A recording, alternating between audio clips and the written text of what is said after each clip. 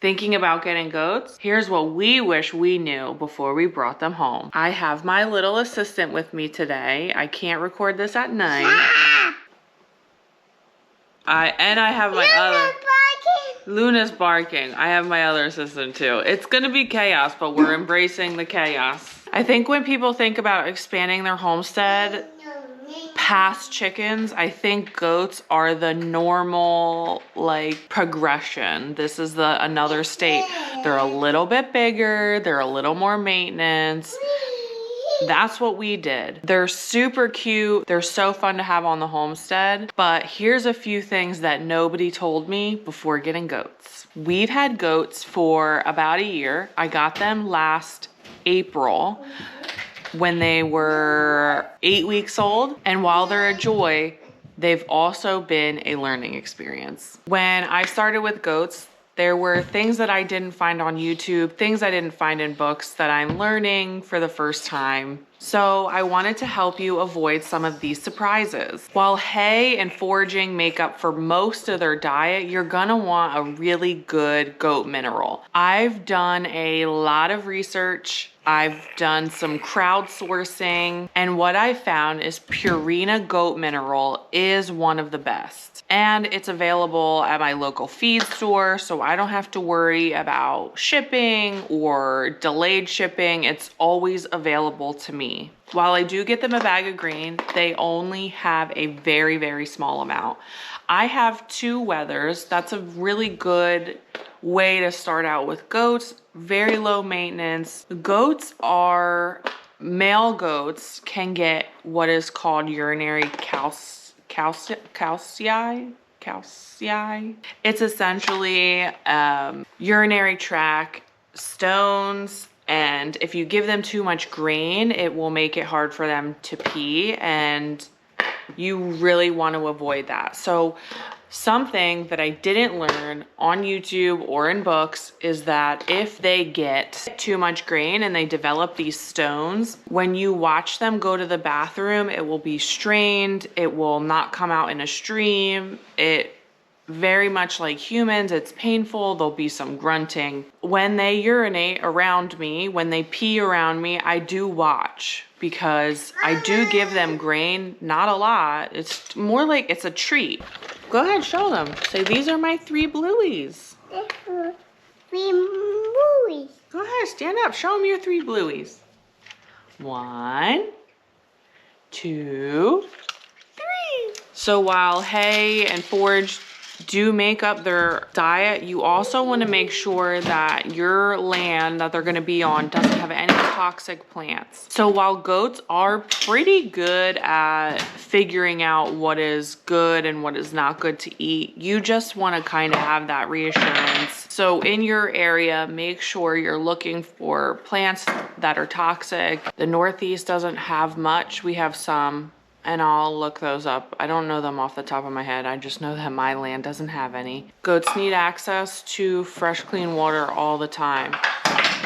I live in an area where right now it's 20 degrees outside. The water freezes. I have to constantly go down there, and every time I go down there, the water is frozen. So I always bring a bucket with me. Goats are escape artists, so I've heard. When doing my research, I heard this a lot. They're gonna test the fencing, they're gonna jump over the fencing, they're gonna find a hole in the fencing, they're gonna push against the fencing. I heard this. This is like the #1 thing. When you're looking at goats, you're hearing about how they're going to escape wherever they're at. My goats, knock on wood, have never tested the fencing. We have 5-foot horse fencing. It's welded wire, and they're small. If they wanted to, they could jump over it in certain spots of the yard. The only time they got out is when we left the gate open. They have come into the upper portion of our yard. They've never pushed on the gate to get in it. We let them in to eat leaves and hang out with Luna. Luna likes playing with the goats. So as much as I want to tell you, like everybody else, that that's going to be a huge problem, it may, but it's not a big problem for us, thankfully. You only want to do fencing once, so make sure it's good fencing 5-foot fencing is fine if you decide to have smaller goats like me. I have 2 Nigerian dwarfs. Shelter, Mike built me a barn with hay storage in it. If you have nowhere to keep hay dry, I really recommend building something to keep the hay dry. You want to keep them out of the wind. It really only needs to be a 3-sided shelter. Mine has a door on it just because I was a little nervous about predators. Predators haven't been an issue so far. You want to keep them warm and dry, something that they can go into to get out of the elements. Since we have a door on it, sometimes the wind will catch it and shut it. So that's just something I have to look out for. I usually block the door so it can't swing back, swing closed again, but sometimes I forget. Their health, something that nobody told me, was vaccines. Now, I did do a CD&T vaccine. I know some people are against vaccines, which is totally fine, to you and your own. I felt like I didn't have enough knowledge about what to do if they got tetanus or anything like that. I didn't know how to take care of them. So I decided to do the vaccine just because of my own skill level. Another thing that nobody told me and I didn't learn about until I got goats was hoof trimming. People did talk about hoof trimming, but I learned by the seat of my pants how to do that. It's not really hard. I would demonstrate a hoof trimming. My goats hate it and it's painful. I end up with bruises, but you gotta do what you gotta do when you take care of your animals. Another thing that they don't tell you, goats are disgusting little creatures. They will poop everywhere, and I mean everywhere, in their feed, in their water bucket, in their minerals. They just let loose whenever they want. So be prepared to clean up constantly. I keep a scrub brush down in the goat barn and I scrub, every other day to make sure that their water bowl is clean. Goats can be really loud. When I first brought my goats home, the anxiety, the panic attack I had when they would not stop screaming. They screamed the entire first day. And I thought, oh no, what did I do? My neighbors are gonna hate me. I'm gonna hate me. The goats are gonna hate me. The chickens are gonna hate me for putting the goats down there with them. They really acclimated after the first day. They were fine. I worked really, really hard. I'll put some pictures in to make sure the goats felt comfortable with me, around me. Then they will associate you with food, and anytime they see you, they will scream for you. Or anytime they want to get fed, they will scream for you. My neighbors don't really care, or they haven't said anything. You live in the woods, who doesn't love the sounds of nature? Oh, another thing is goats are picky eaters. When I told people I was getting goats, they would always say to me, oh, they're gonna eat everything. They're gonna eat everything. They're gonna eat everything. That's just not true. If they have a good balanced diet, they're not gonna eat the wood off the barn. They're not gonna eat trash.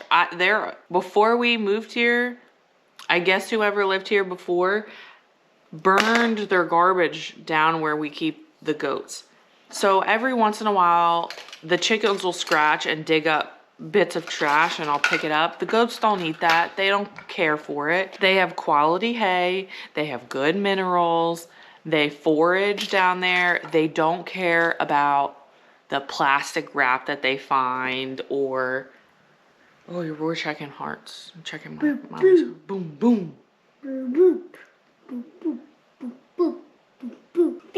When we brought the goats home, I got them first cut and second cut hay because I wasn't sure what kind of hay they would like. They like second cut because it's softer, but they did eat the first cut. But they do prefer eating the softer hay, which, okay, so we just get them second cut hay, which is fine. Social needs, I see this a lot on social media where people are like, I got a goat. And then the first thing people say is, your goat needs a friend. Goats are herd animals. They do need a friend. So if you're gonna buy a goat, buy 2, buy 4, buy 6. Now, they will destroy things. They do eat the bark off our trees. They don't really actively seek to destroy things. It's just them being, hold my hand, okay. We have a quarantine coop, a smaller coop that when we get new chickens, we put them in there. And when we get a sick chicken, we put them in there. Okay, it's just like a quarantine space. The goats love to jump on top of it because it's high, okay? So they have jumped on it so many times that they blew out the door of the coop because they jump on it. So while they weren't actively seeking to destroy this, they do like to jump on things. Some tips for new goat owners: research the kind of breed you want. What do you want to do with the breed? Do you want milk? Do you want companionship? Do you want meat? What do you want? And then research the type of foraging they do. Nigerian dwarfs like that thick underbrush, so they take care of it. The chickens come and take care of it even more. Research their specific needs. Get to know someone in your area who also has goats. I said this before, I'll say it again, it's worth repeating. Invest in good quality fencing from the very beginning. You will not regret it. Goats can be a lot of work, but they're also really rewarding. And if you're prepared, they'll bring your homestead a lot of joy.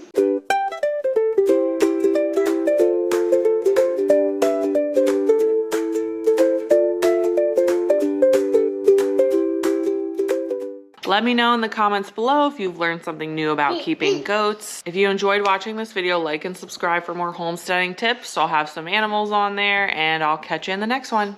Bye. Bye. Hey, a goat. You're a goat?